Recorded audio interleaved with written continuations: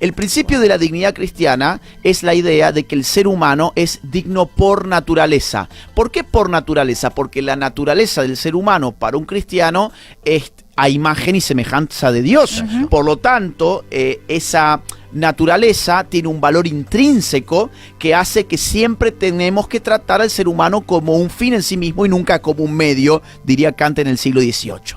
Entonces, ¿qué dice Rockefeller? No, hay que desbancar ese principio y hay que postular un nuevo principio ético según el cual los niños solo deben llegar al mundo si son deseados. Claro. 1972, solo el niño deseado debe ser parido. Esa idea que era tan horripilante en 1972, hoy es la idea hegemónica. Los niños, si son deseados, son seres humanos, si no son deseados, son peores que un parásito. Vamos a ver un ejemplo muy claro en todos nuestros códigos penales. Si a una mujer embarazada se la asesina, la pena es muchísimo mayor para el asesino porque se entiende que ha matado a 2 seres humanos. Pero si resulta que esa mujer que está embarazada, ella no desea a ese niño, esa misma mujer puede matar a ese niño porque ese niño ha perdido su dignidad intrínseca. Para vos llegar a esa conclusión tenés que haber destrozado la idea de dignidad humana que heredó Occidente de la fe cristiana.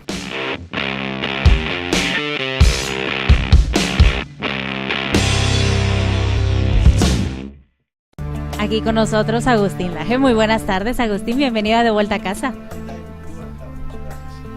Ahí está, ahí nos escucha. Bienvenido, Agustín, muy buenas tardes. Muy buenas tardes, muchas gracias. No sé si está saliendo. Ahí sí, estamos sí, perfectamente. Perfecto. Encantado. Agustín, un placer tenerte por acá. ¿Primera vez en Atlanta, Georgia? Primera vez en Atlanta. ¿Cómo te ha tratado Atlanta? Bueno, llegué hace un ratito nada más. La verdad es que pasé por el hotel. Ajá. Y nos vinimos para acá, casi que directo. Pero los amigos de Atlanta seguramente me van a tratar muy bien. Ya me dijeron que vamos a ir a ver fútbol a la tarde, el partido de Colombia.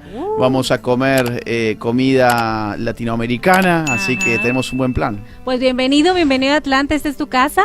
Muchas gracias. Esta es tu casa y nosotros contentos de recibirte. La verdad es que sabemos que vienes a promocionar tu libro, tu nuevo libro Generación Idiota. Y la verdad, mira, como decimos en México, en peras y manzanas, los puertorriqueños, de donde es Joelo Santiago, dicen en arroz y habichuelas.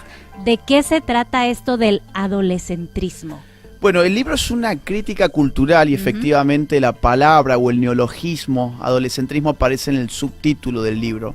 El libro se titula Generación Idiota y el subtítulo es una crítica al adolescentrismo. El adolescentrismo vendría a ser una suerte de fuerza cultural muy propia de nuestra cultura del siglo XXI que implica el mandato de vivir la vida como si todos fuésemos adolescentes, ¿no?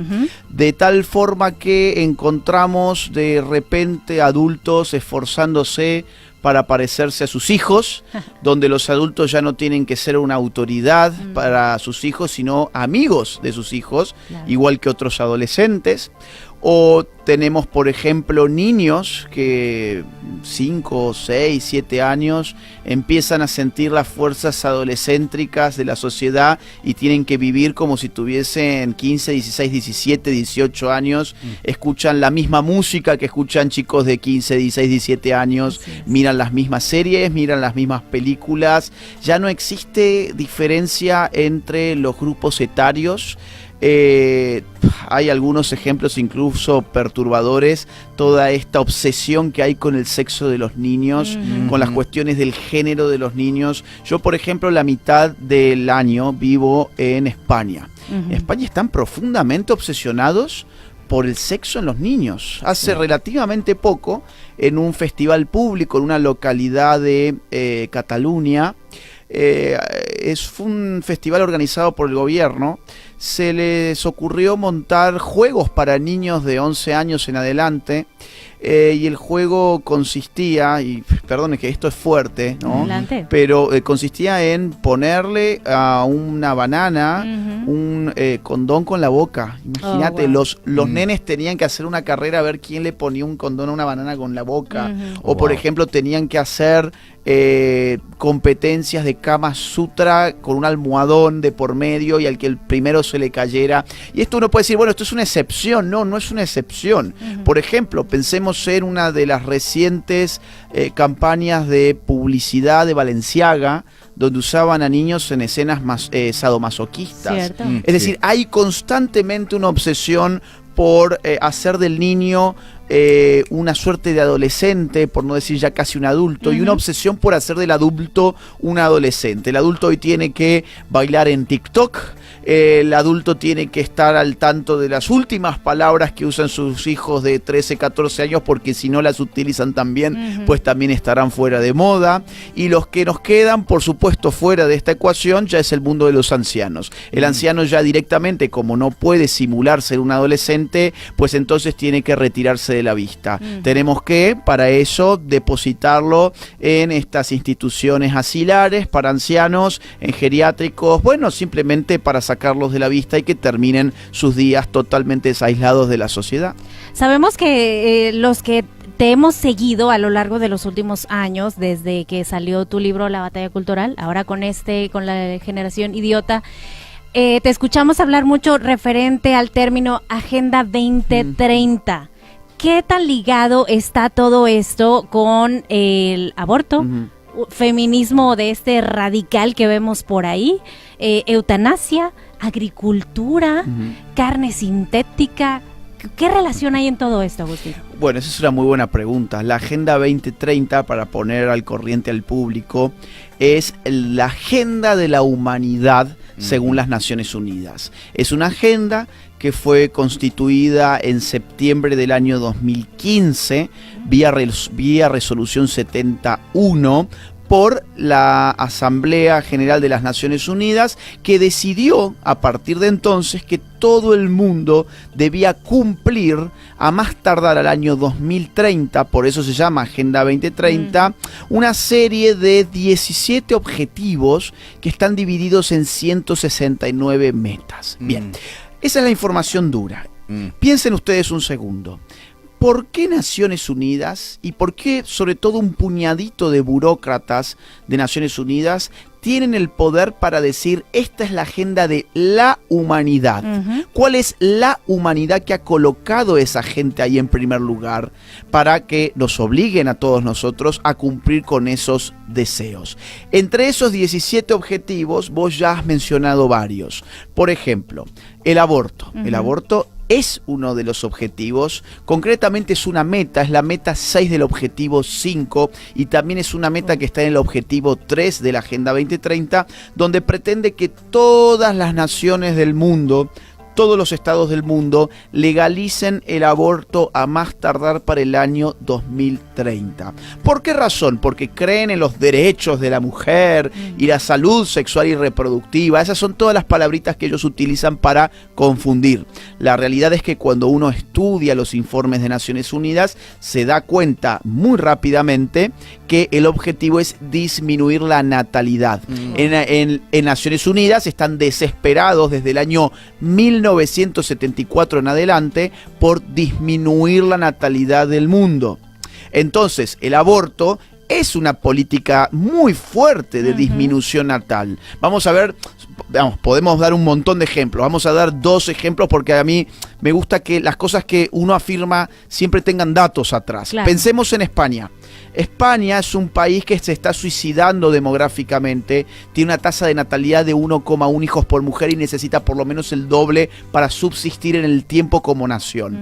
Y sin embargo en España se abortan por año alrededor de 100.000 niños españoles y nacen por año alrededor de 400.000 niños españoles. O sea, solo con aborto se ha reducido la natalidad un 20%. La otra gran forma de reducir natalidad, que también es parte de la Agenda 2030, es lo que llamamos ideología de género. ¿Qué es la ideología de género? Es una idea muy absurda, según la cual la autopercepción de uno basta para definir la identidad de uno. Digo que esto es muy absurdo porque la identidad está determinada hasta cierto punto también por la realidad física del ser humano. Es decir, la identidad del ser humano no es simplemente una ilusión o una fantasía o una idea, sino también es una realidad corpórea porque somos animales y no somos espíritus flotantes en el vacío. Entonces, según esta ideología, por ejemplo, yo ahora, con solo autopercibirme mujer, pues entonces soy una mujer. Y esto que es tan absurdo son las políticas públicas de nuestros estados, de prácticamente todos nuestros estados en Occidente, que han sido bajadas por Naciones Unidas, atención a esto, desde 1995, en la Cuarta Conferencia Internacional de la Mujer en Beijing, se obligó a todo el mundo a que aplicara algo llamado perspectiva de género, que es precisamente lo que acabo de explicar. Ahora, ¿qué efecto tiene esto a largo plazo? Bueno, ya estamos en el largo plazo. Exactamente. En marzo de este año, en Estados Unidos, salió una encuesta de Gallup, que es una de las encuestadoras más importantes del mundo. ¿Sabés cuánto LGBT tiene la generación Z? La generación Z es la más joven de todas las generaciones en pie en este momento. Tiene 22,9% LGBT. ¿Esto es poco o es mucho? Bueno, históricamente en Estados Unidos, personas homosexuales dentro de la gama de la homosexualidad, o sea, incluimos lesbianas, trans, etcétera, estaban entre el 3 y el 5%. Ahora, la generación Z prácticamente 23%. Tenés un 23% de personas de una nueva generación que no se van a reproducir. A ver, los militantes de la diversidad tienen una característica muy interesante, que es precisamente como no les gusta la diversidad, pues no se reproducen. Solamente hay reproductividad entre diversidad sexual. Cuando el sexo es el mismo, más allá que después se puede discutir las cuestiones vinculadas a si hay afecto o no hay afecto, pues entonces no hay reproducción. Con lo cual, con una política, además del aborto, que son las políticas de género que han engañado a toda una generación, ya tenés 23% de personas en Estados Unidos que no se van a reproducir. Agustín, has dejado claro que tú no representas un concilio, alguna organización eclesiástica, cristiana, pero gran parte de los evangélicos, católicos y otros movimientos religiosos se identifican. ¿Dónde converge el mensaje de estos organismos con el de Agustín Laje? Bueno, vamos a ver, yo soy católico, yo no represento a ninguna iglesia, de hecho yo no tengo estudios teológicos ni bíblicos, no soy un gran conocedor de estos asuntos, yo soy politólogo y me dedico sobre todo a la filosofía política. Ahora bien, la Agenda 2030, que es de la que acabamos de hablar, y en los virus culturales que han insertado en Occidente, tienen un enemigo común, que son, digamos, las distintas iglesias cristianas, en términos amplios, iglesias evangélicas, iglesias católicas, etcétera. Entonces, y esto no es algo que lo diga yo, o que yo lo concluya o a mí se me ocurra. Esto lo han dicho, por ejemplo, los informes del Foro Económico Mundial, cuya gente ha participado en la redacción de la Agenda 2030. La gente que hoy está en la dirección del Foro Económico Mundial ha participado de la configuración de la Agenda 2030 en el año 2015, entre el 2014 y el 2015. Y ellos ya han dicho, el cristianismo es nuestro principal problema. Hay que descristianizar Occidente. Vamos a poner un ejemplo de este país. En el año 1972, pues tenemos que irnos atrás para entender esto, es un proceso muy largo, no empezó en 2015. En el año 72, un señor llamado Rockefeller, John Rockefeller III fue, porque hay muchos John Rockefeller, uno de los hombres más ricos del mundo, ¿sí? Era parte de la familia dueña de la Standard Oil, es colocado en una comisión gubernamental titulada Comisión de Crecimiento de Población y Futuro Norteamericano. ¿Para qué? Para que elabore un programa para disminuir la natalidad en Estados Unidos. Entre otras recomendaciones que da el señor Rockefeller al gobierno norteamericano en 1972, está la idea de que hay que legalizar cuanto antes el aborto en este país. Y lo que llama Rockefeller es a desbancar el principio de la dignidad cristiana. El principio de la dignidad cristiana es la idea de que el ser humano es digno por naturaleza. ¿Por qué por naturaleza? Porque la naturaleza del ser humano para un cristiano es a imagen y semejanza de Dios. Por lo tanto, esa naturaleza tiene un valor intrínseco que hace que siempre tenemos que tratar al ser humano como un fin en sí mismo y nunca como un medio, diría Kant en el siglo XVIII. Entonces, ¿qué dice Rockefeller? No, hay que desbancar ese principio y hay que postular un nuevo principio ético según el cual los niños solo deben llegar al mundo si son deseados. Claro. 1972, solo el niño deseado debe ser parido. Esa idea que era tan horripilante en 1972, hoy es la idea hegemónica. Los niños, si son deseados, son seres humanos, si no son deseados, son peores que un parásito. Vamos a ver un ejemplo muy claro en todos nuestros códigos penales. Si a una mujer embarazada se la asesina, la pena es muchísimo mayor para el asesino porque se entiende que ha matado a 2 seres humanos.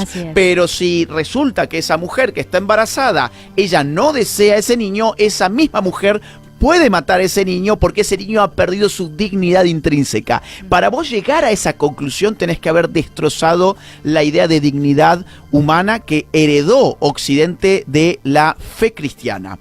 Entonces, en el año 73, solo un año después de esta idea de John Rockefeller, ¿qué pasó en Estados Unidos? Roe versus Wade, legalización del aborto y ya es el resto es historia. Así es. El título de entrada, el título de tu libro Generación Idiota es sumamente atractivo. Sabemos que el día de mañana tienes un evento aquí en Atlanta precisamente para ampliarnos más este tema, porque quizá suene agresivo para algunos. Sin embargo, es atractivo para todos. No se preocupen porque no es una agresión. Es decir, yo tomo el término idiota porque evidentemente es un juego, ¿no? Pero es interesante porque la palabra idiota viene del griego antiguo. Idiotes eran aquellos griegos antiguos que pudiendo tener una participación en la esfera pública se quedaban en sus casas. Y para el griego era muy importante participar en la plaza pública porque allí se discutían los temas comunes. Claro. Allí se discutía lo que diríamos la política. Entonces los griegos decían, el idiota es aquel ciudadano que pudiendo participar se queda encerrado en su casa. Wow. Yo tomo ese término para pensar cómo funciona el idiotismo hoy. No como un insulto porque la verdad es que no tiene demasiada sustancia insultar a alguien. Lo que trato de pensar es el atractivo de esa palabra pensándola el día de hoy, ¿no? Ahora, volviendo a ese punto, ¿cómo se puede? Estamos a tiempo de desidiotizar a la generación, Agustín. Sí, por supuesto. Tiempo siempre hay. Es decir, tenemos de nuestro lado que el hombre es libre. Entonces la historia no está nunca cerrada. La historia es un flujo interminable de idas y vueltas. No hay un destino final sellado en el cual nos aproximemos. Estoy hablando fuera de un campo teológico, claro. Es decir, fuera de un campo teológico estoy hablando políticamente. Claro. No hay nunca un punto final irreversible porque el hombre es libre. El hombre puede elegir. Lamentablemente hemos elegido muchas cosas muy malas en este último tiempo. Y por eso estamos así, Es decir, esa generación idiota de la cual estábamos hablando, no es una coincidencia, por ejemplo, que sea la generación con más problemas vinculadas a narcóticos, a psicofármacos. Hay mucha gente que está padeciendo mucha depresión, mucha angustia, cómo se ha elevado los problemas psicológicos, psiquiátricos, la gente está a la deriva, la gente ha perdido el sentido, nuestra cultura no le está ofreciendo sentido a las personas. Ahora eso se puede revertir, por supuesto que se puede revertir, pero para revertir eso hay que hacer algo. Mañana vamos a hablar de qué cosas también se pueden hacer. Es decir, en la conferencia no vamos simplemente a despotricar, a criticar, vamos a criticar porque es importante para hacer un diagnóstico, pero más vamos a darle a los jóvenes y a los padres de familia herramientas para que puedan lidiar con esta cultura y sobrevivir y tener además vidas que valgan la pena vivir. Claro. Yo creo que va a ser una invitación interesante para mucha gente. Agustín, yo sé que tenemos que finalizar porque tienes otros compromisos, pero esta pregunta no puedo dejarte ir sin hacértela. Con gusto. Movimientos a favor conservador en Europa, lo que sucedió con Milei en Argentina, en Panamá también, un presidente conservador. ¿Crees que esto abona a la pregunta precisamente que te hizo Liz, a favor de lo que estamos tratando de llevar al público? A nivel político, sí, y a nivel cultural también, porque hay una realidad y es que estas victorias de lo que podríamos decir los sectores, vamos a decirlo en términos muy amplios, de derechas, están reflejando una reacción cultural. Gente que estaba muy callada hasta hace poco tiempo, gente que estaba muy dormida también y que ahora empieza a despertar y dice, esperen, a esto se le está yendo la mano, hay que ir por otro camino. El caso de Milei en Argentina además está iluminando a muchas naciones hermanas en América Latina que están mirando muy de cerca ese proceso. Sin ir más lejos, aquí en Estados Unidos se está mirando muy de cerca lo que está pasando en Argentina. Elon Musk está totalmente pendiente de lo que pasa en Argentina. Donald Trump está mirando lo que pasa en Argentina. Europa miró lo que pasa en Argentina y parece haber una reacción que también se está verificando en las urnas. El otro día, hace más o menos 3 o 4 días, yo leo mucho prensas de izquierda porque, bueno, tengo que saber en qué anda esa gente. Claro. Y leía una columna en un medio importante de izquierdas que decía: la derecha nos está ganando la batalla cultural.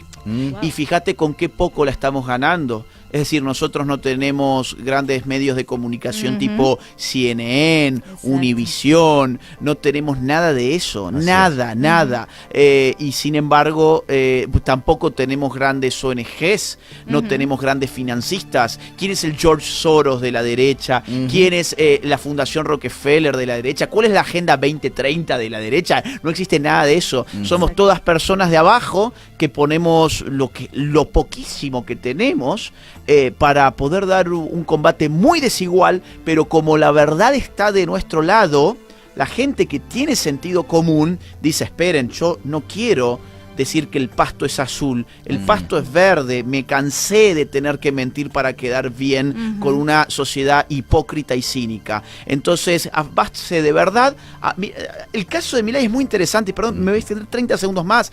Milei ganó las elecciones sin partido político real, porque era una coalición de sellitos muy chiquitos, sin estructura partidaria, ganó las elecciones sin medios de prensa a favor, ganó las elecciones sin financiamiento. Yo soy de Córdoba, la segunda ciudad más grande de Argentina. No había un solo cartel de Milei en toda la ciudad. Ganó las elecciones sin un equipo profesional de fiscales que cuidaran los votos.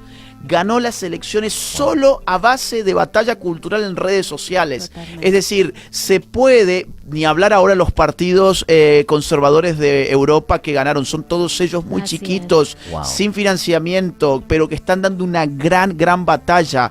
Por no mencionar aquí el caso de los republicanos, es decir, es otro caso, pero cuando uno compara el dinero que ha usado el Partido Demócrata con el Partido Republicano, tantos en las elecciones del año pasado, de hace 4 años, y las elecciones del 2015, 16, va a ver que los demócratas tienen a su disposición una cantidad de financiamiento incalculable. Entonces, la realidad es que todo es muy a pulmón, todo es muy de abajo, pero se están logrando grandes objetivos.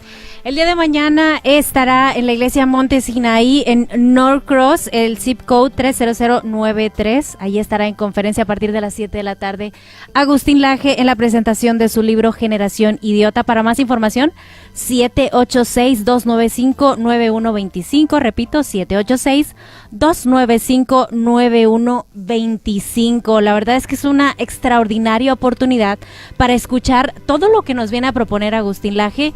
Y es que tenemos que unirnos como sociedad para rescatar a nuestra familia, que es la base de la sociedad. Agustín, qué honor tenerte aquí en De Vuelta a Casa. No, encantadísimo. Gracias por tu tiempo. Gracias a ustedes por el diálogo y bueno, espero que pronto nos veamos de nuevo por aquí. Así claro será, que sí, así será. Esta es tu casa, Agustín. Nosotros continuamos con más aquí en De Vuelta a Casa. No quiero que cierres este video sin antes contarte que mi más reciente libro, titulado Generación Idiota, ya se encuentra disponible en las más importantes librerías de toda América y de España también. Además, podés encontrarlo a través de Amazon en el link que te dejo en la descripción de este video. Mi trabajo se financia única y exclusivamente a partir de las donaciones libres y voluntarias de aquellos que valoran mi trabajo. Si quisieras colaborar económicamente conmigo, te invito a hacerlo uniéndote en mi comunidad de Patreon, siguiendo el link que se encuentra en la descripción de este video, o bien uniéndote a la comunidad de YouTube haciendo clic en el botón Unirse.